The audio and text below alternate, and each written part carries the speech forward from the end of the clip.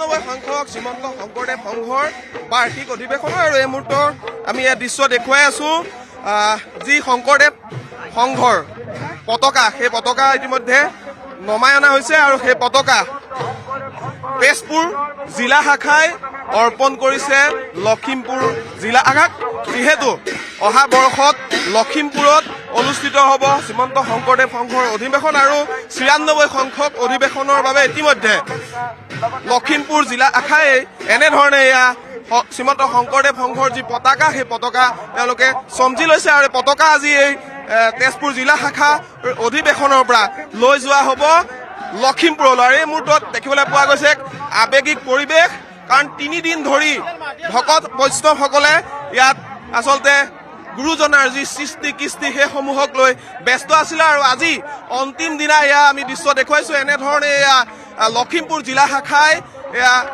শ্ৰীমন্ত শংকৰদেৱ সংঘৰ যি পতাকা ইয়াৰ পৰা তেওঁলোকে আনুষ্ঠানিকভাৱে চমজি লৈছে আৰু অহা বৰ্ষত লখিমপুৰ জিলাত অনুষ্ঠিত হ'ব ৯৬ সংখ্যক শ্ৰীমন্ত শংকৰদেৱ সংঘৰ এই অধিৱেশন। আমি এই দৃশ্য দেখুৱাই আছোঁ, মোৰ সহযোগী অঞ্জনে দৃশ্য দেখুৱাই আছে জ্যোতি বিষ্ণু সমন্বয় ক্ষেত্ৰ জামুগুৰি হাটৰ পৰা। আৰু আমি কথা পাতিবলৈ যত্ন কৰিম। মই আপোনাৰ কাষলৈকে আহিছোঁ।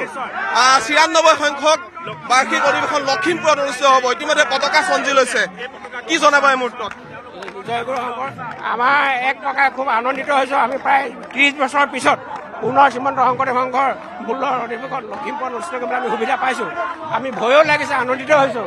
আজি যেনেকৈ ইয়াত লাখ লাখ ভকত বৈষ্ণৱে ইয়াত দ্বিতীয় পৰিণত হৈছে, ঠিক তেনেকৈ লখিমপুৰতো এনেকৈ শ্ৰীমন্ত শংকৰদেৱ সংঘৰ বিভিন্ন প্ৰান্তৰ পৰা অহা সংগীসকলে ভৰি পৰিব, দ্বিতীয় পৰিণত হ'ব। আমি আজি এই প্ৰচাৰ মাধ্যমৰ যোগেদি আমি সমগ্ৰ অসমবাসীকে আগন্তুক 2027 হ'ব লগা ৯৬ সংখ্যক বাৰ্ষিক অধিৱেশনত আমি আজি বৈদিক যোগেদি আমি আহ্বান জনাইছোঁ আৰু ভগৱানৰ ওচৰত আশীষ বিচাৰিছোঁ গুৰুজনে যাতে কৃপা কৰক, আমি অধিৱেশনত যাতে সৰ্বাংগ সুন্দৰ হিচাপে অনুষ্ঠিত কৰিব পাৰোঁ, তাৰ বাবে আমি সকলোৰে ওচৰত আমি প্ৰাৰ্থনা জনাইছোঁ আৰু এই প্ৰচাৰ মাধ্যমৰ যোগেদি আমি প্ৰচাৰ হ'ব বুলি আমি আশা ৰাখিছোঁ। ধন্যবাদ। কৃষ্ণ জয় গুৰু। মই নিশ্চিতভাৱে দেখিবলৈ পোৱা গৈছে যে ৩ দিন ধৰি ভকতসকল গুৰুজনাৰ সৃষ্টি কৃষ্টিক লৈ ব্যস্ত আছিলে আৰু এতিয়া আৱেগিক হৈ পৰিছে। আজি অন্তিম দিন, পতাকা ইতিমধ্যে আপোনালোকে ইয়াৰ পৰা লখিমপুৰলৈ নিবলৈ ইতিমধ্যে আগবাঢ়িছে। হয়, এতিয়া আজি এই ৩ দিন ধৰি হৰিনাম কীৰ্তনে গোটেই ধৈৰ্য বিহুত হৈ আছিল, গোটেই আকাশ বতাহ ৰজন্বিত হৈ আছিল। তেখেতলোকে নিজৰ বেদনা কৃষ্ণ হ'ব, আমাৰ বেয়া লাগিছে তেখেতলোকে এৰি থৈ গৈ।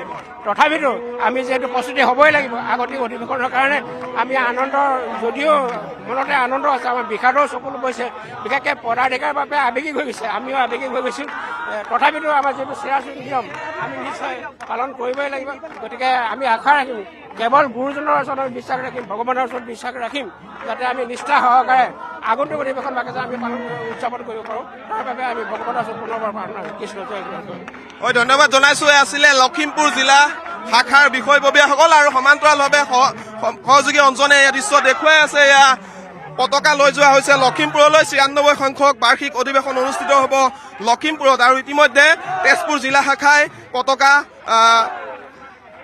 ইতিমধ্যে চঞ্জাই দিছে লখিমপুৰ জিলা সমিতিক আৰু লখিমপুৰ জিলা সমিতিয়েও আদৰেৰে এই পতাকা গ্ৰহণ কৰি ইতিমধ্যে লখিমপুৰলৈ নিয়াৰ আমি দৃশ্য দেখুৱাই আছোঁ। আৰু এনেধৰণে দেখিবলৈ পোৱা গৈছে যে শ্ৰীমন্ত শংকৰদেৱ সংঘৰ যি অধিৱেশন সেই অধিৱেশনত এনেধৰণে দেখিবলৈ পোৱা গৈছে এই পতাকা লৈ যোৱা হৈছে আৰু ইয়াত দেখিবলৈ পোৱা গৈছে যে লখিমপুৰৰ পৰা অহা যিসকল ভকত বৈষ্ণৱ আছে সেই ভকত বৈষ্ণৱসকলো এনেধৰণে নামৰ মাজেৰে গুৰুজনাৰ সৃষ্টি কৃষ্টিক যি তুলি ধৰাৰ যি প্ৰয়াস, সেই প্ৰয়াস ইয়াত দেখিবলৈ পোৱা গৈছে। আৰু এনেধৰণে এতিয়া দেখিবলৈ পোৱা গৈছে এয়া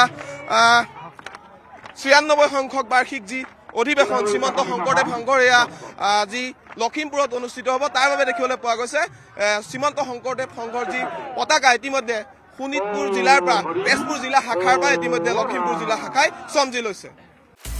আপুনি বিচৰা বাতৰি পাব কেৱল নিউজ 18 এপত। নিউজ 18 এপ ডাউনলোড কৰিবলৈ স্কেন কৰক এই QR কোড। গুগল প্লে ষ্টৰতো পাব এই নিউজ 18 এপ।